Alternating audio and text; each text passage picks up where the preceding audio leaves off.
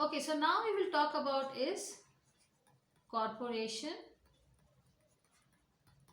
tax. Okay, so it is levied on the income of corporate firms and corporations. Okay, so a company for taxation is treated as a separate entity and they must pay a separate tax different from the personal income tax. So even if the MD is there, the MD will pay his personal income tax, and the company will be treated as a separate entity, and the company will pay a separate or a corporate tax. Okay, so here very important is companies, both public and private, which are registered in India under the Companies Act. Now the Companies Act was 1956. Now it has been changed, renewed to 2013. Are liable. They are definitely, they have to pay. So the corporate tax. That means all the companies are there, because most of the companies are under the 1956 Act. Okay. Now some important points of corporate tax. The budget 2017 and 18 proposed. What did it propose? Following the tax structure for some domestic corporate firms. Okay, so a domestic firm is taxable for the assessment year 2017-18, and 2018 and 19. A domestic company is taxable is 30%. Okay, and for assessment year 2017 and 18, the tax rate would be 29%. Okay, so but now where if only there's a condition here, then only it will be 29%, where the turnover or the gross receipt of the company does not exceed rupees 5 crores in the previous year of 2014 and 15. Okay, but however the assessment year of 2018 and 19, the tax rate would be 25%. So this was basically, they decided no, let it be 25%, where the turnover or the gross receipt of the company should not exceed. Again here, if it does not exceed 50 crores, then fine, you can pay 25%.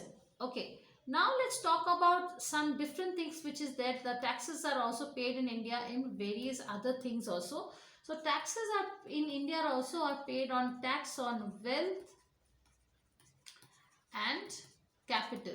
So the first one is estate duty. Okay, so this is first was introduced in 1953, and this is for total property. Okay, so passing on the death of a person. Okay, so the whole property of the deceased person, which is constituting his wealth, he is liable for the tax. So the tax now stands abolished. So now it's abolished, it's no more there. The tax is no more there with effect from 1985. So previously 1985 estate duty was there. Let's talk about the next one, that is wealth duty. So this was first introduced in 1957, and it is basically, it was only levied. Now this you have to remember, on the excess of net wealth of 30 lakhs,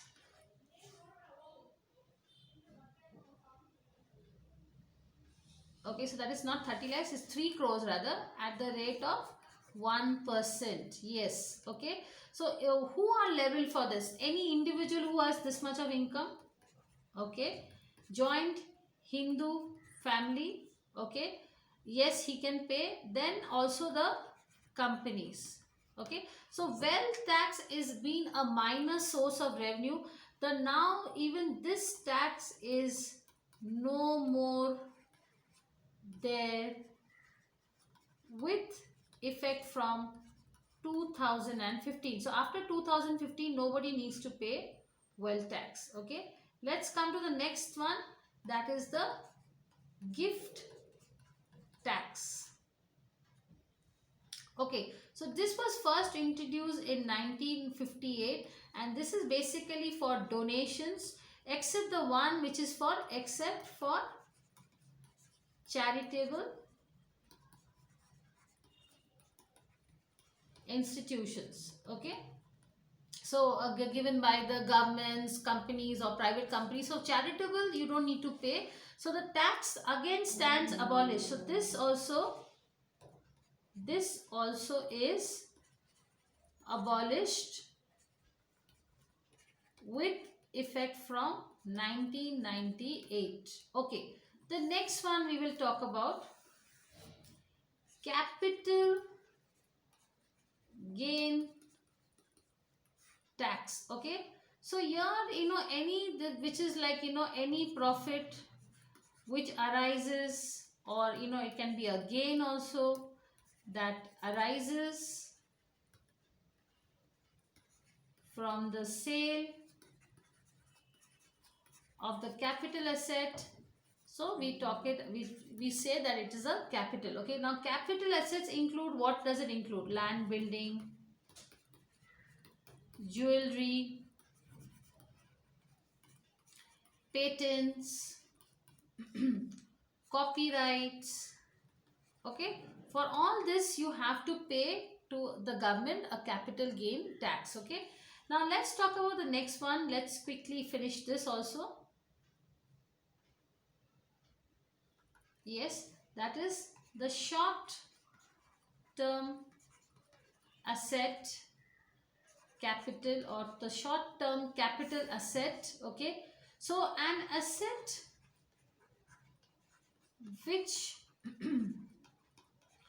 is held for not more than 36 months or less is a short term capital asset, okay. Let's talk about the long term capital asset, okay. So here it is, which is more the assets which is like held more than 36 months is called as a long term. Now from first year, that is 2016-17 and 2018 onwards, certain changes have happened, okay. So the criteria of 36 months have been reduced to 24 months in the case of immovable property being land, building and house property. So so this change is not applicable to movable properties such as jewelry, then debt oriented mutual funds. So they will be classified as usual as long term capital assets, which is if it is held more than 36 months, okay. Now we'll come to the next one, that is the tax on long term capital gain, okay. So this is basically, you have to, if you have a long term capital gain, it is taxable 20% plus surcharge and also extra taxation, that is called cess. So cess is an extra tax over tax, that is called a cess. So 20% plus surcharge and education cess. Now the next is tax on term capital gain when securities transaction tax is not applicable. Okay, so if securities transaction tax is not applicable, then the short term capital gain is added to your income tax return. Okay, and then what happens is the taxpayer is taxed. Okay, so according to his income tax. So again I repeat, if securities transaction tax is not applicable, whatever is your short term capital gain is added to your income tax return, and the taxpayer, that is you, will be taxed according to your income tax slab. Okay, now we will talk about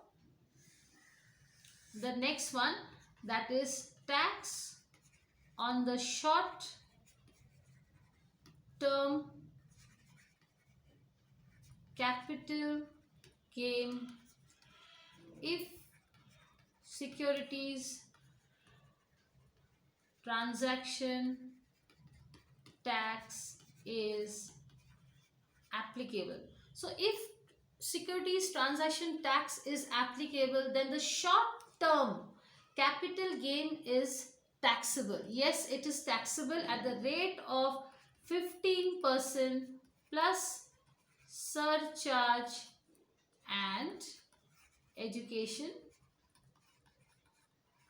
cess. Okay, now so we have all finished about the direct taxes. Now I will talk about is the indirect taxes. So yes, let us see the indirect taxes in India. Okay, so first I will draw here is indirect taxes. Okay, so under this, okay, so there is also one more under indirect tax. One side comes is your custom duties. Custom duty is again divided into excise duties and service tax. Okay, and indirect taxes you basically come under is VAT, that is value added tax, and yes, goods and service tax. Okay, so as I said, custom duty. Now custom duty is a duty which is levied on exports and imports, and import duty is not only a source of revenue from the government, but also it has been employed to regulate the trade. Okay, so important duties is levied on the depending on the quantity. So that is ad, remember what I said, ad valorem basis. Okay, so the purpose of the custom duty is to ensure that all the goods entering to the country are taxed and paid for.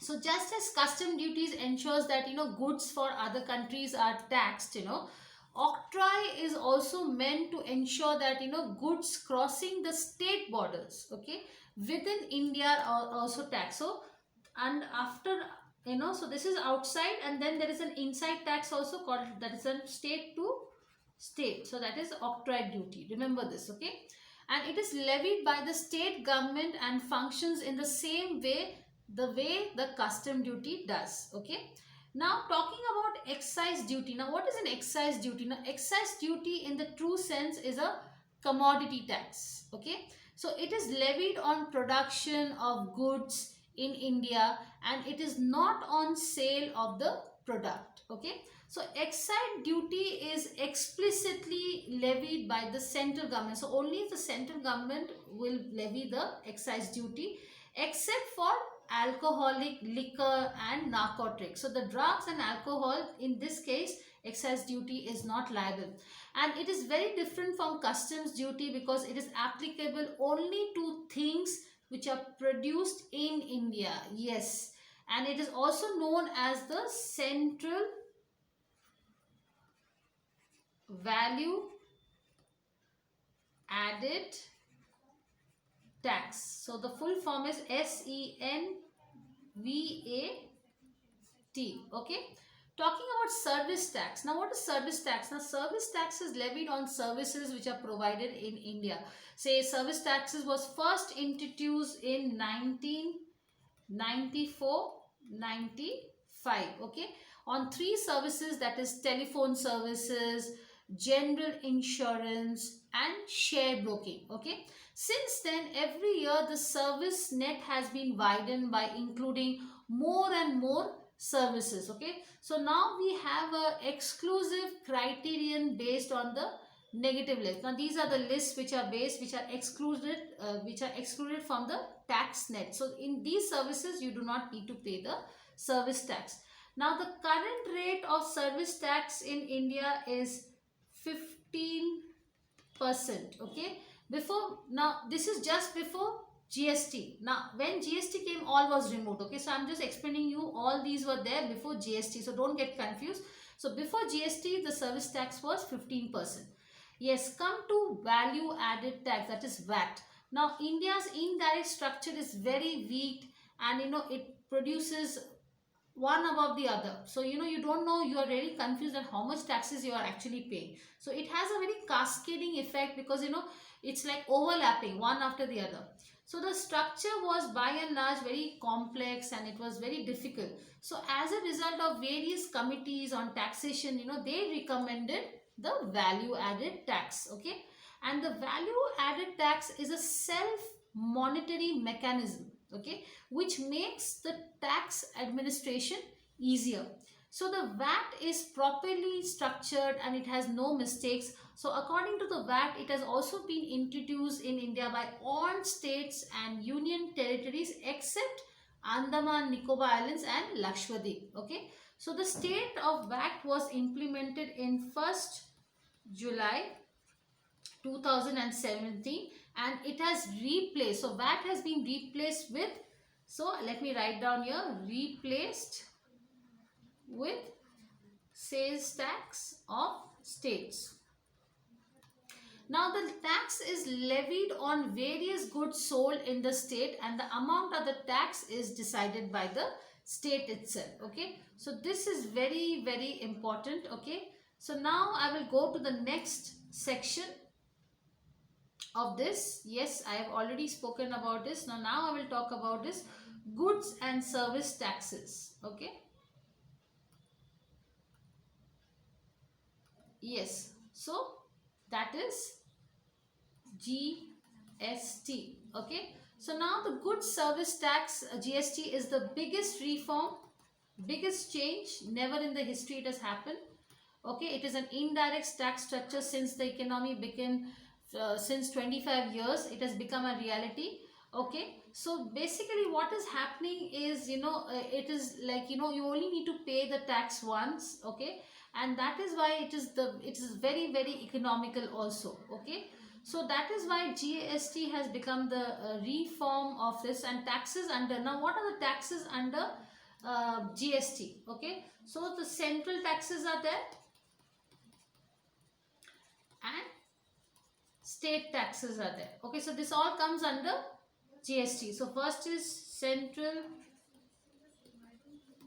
excise duty, service tax, duties of excise, that is medicinal and toilet preparations. Okay, then any additional duties, so additional duties of excise. Okay, then also additional duties of textile. Okay, then countervailing, anything under the counter, so countervailing duties. Yes, and additional duties on customs. So additional duty on customs. Yes, talk about the state taxes which comes under GST. So state VAT, central sales tax, purchase tax, luxury tax. So it was introduced in 2070, GST. Octroi tax, I told you, these are all now gone. Entertainment, so only once you have to pay the GST. Okay, then various taxes. So imagine the burden, guys. And it's a very easy, it is very transparent GST. It is very easy for everybody to only use one tax only. Okay, so all these taxes on advertisement, lottery, then betting and gambling, so all comes under GST. Okay, so now let us explain the three-tier structure of GST.